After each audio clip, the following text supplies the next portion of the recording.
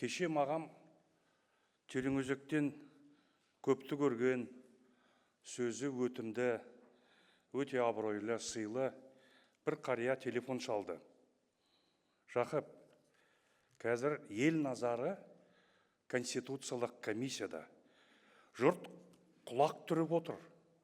Айтшы, Конституцияға неге қатты мән беріп жатырсыздар?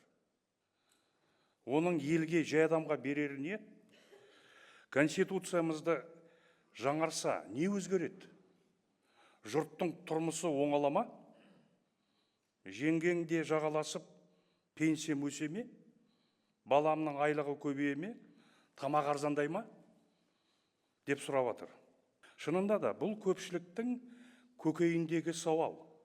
Сондықтан алдымен Конституцияның елге, әр адамға не үшін керегін айтып, сосын ұсынылған өзгерістерге пікіріммен бөліссем.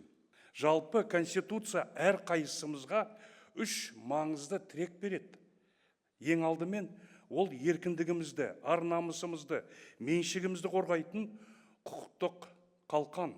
Екіншіден, Конституция әлеуметтік лифт. Әрбірімізге мүмкіндік береді. Білім алуға, емделуге, еңбек етуге, кәсіппен айналысуға. Үшіншіден, ол заң алдында бәрі тең деген қағиданы бекітіп, әділ қоғамның ортақ стандартын орнықтырады. Енді Конституцияны бүгінгі күні неге өзгерту керек? Халқымызда таң атайын демейді, күн қоймайды. Күн батайын демейді, түн қоймайды деген сөз бар. Уақыт күтпейді. Уақыт өзгерсе, өмір өзгереді.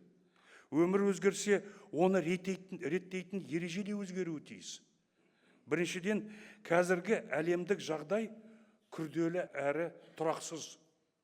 Осындай кезеңде негізгі заңда біз қандай елміз, қандай мемлекетпіз, қандай құндылықтарға сүйенеміз, соны айқын, еш күмән қалдырмайтындай жазуға тиіспіз.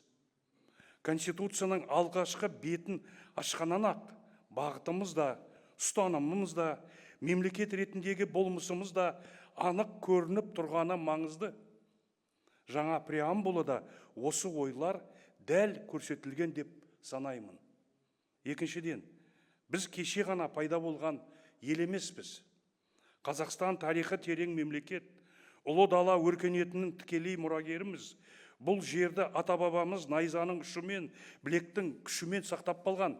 Осы жер бізге аманат болып қалған ең қастерлі құндылық.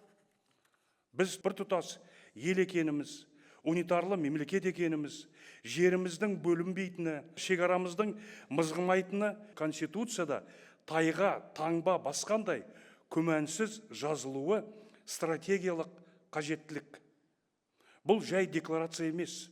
Бұл қауіпсіздігіміздің өзегі, егемендігіміздің тірегі, баршамызды үйістыратын ортақ ұстаным. Үшіншіден, қоғам санасы өсіп келеді. Азаматтардың мемлекетке қоятын талабы күшейді. Билік бұрынғыдай тек басқарушы емес, жауап беруші институтқа айналуы тиіс. Сондықтан ұсынылған өзгерістер уақыт талабы. Маған маңызды болып көрінген Конституцияның жаңа құрылымы.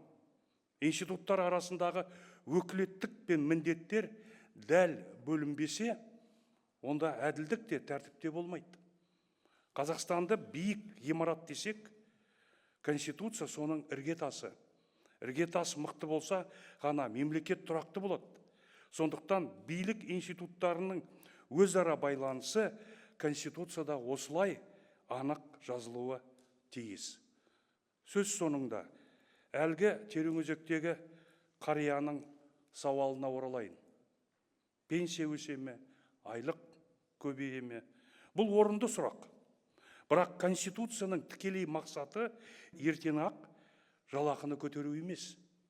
Оның мақсаты әділ ереже орнату, ұрлыққа жол бермейтін, әділетсіздікке тосқауыл қоятын, халық қаржысының мақсатты жұмсалуын қамтамасыз ететін, жауапсыздықты кешірмейтін, лауазымына қарамай заң алдында бәрін тең қоятын жүйе құру. Ал дәл осындай жүйе ғана экономиканы сауықтырып, әділдікті орнатып, табыстың өсуіне жол ашады. Президентіміз айтқандай, конституциялық реформа еліміздің дамуына тың серпін бермек. Сондықтан әділетті, тұрақты әрі өркендеген Қазақстанды құру жолында бәрімізге сәттілік тілейік.